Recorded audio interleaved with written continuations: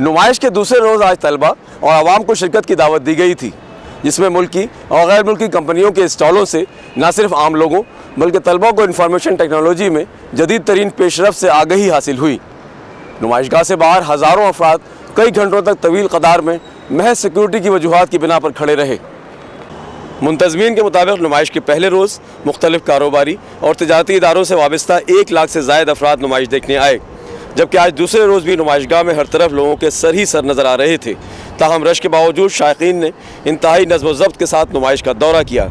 शायकीन में नौजवान लड़के और लड़कियों की तादाद ज़्यादा थी।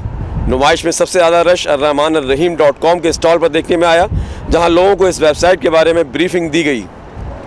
ख़जाने के वफाकी वज़ीर शौकत अज़ीज़ ने नुमाइश के दौरे के मौके पर कहा, इससे IT का पोटेंशियल और डेवलप होगा और हमारे जो नौजवान हैं उनको रोज़गार के मौके मिलेंगे और इंशाअल्लाह इससे मईशत में भी बेहतरी आएगी। नुमाइश को देखने के लिए दुनिया के मुख्तलिफ मुल्कों से IT के माहिरीन और सरमायाकार आए हैं।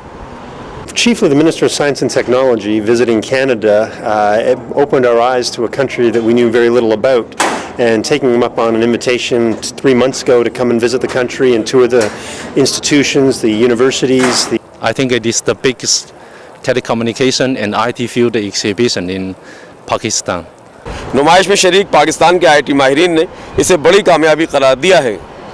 मैं तो समझता हूँ कि बहुत ज़्यादा अपॉर्चुनिटीज़ एवेन्यूज़ मिलेंगे, और सबसे बड़ी बात जो होती है इस एग्जीबिशन में, इस तरह के फोरम में, वो एक इंटरेक्शन होता है। डोमेस्टिक एंटरप्राइजेज़ हैं, इंटरनेशनल एंटरप्राइजेज़ हैं।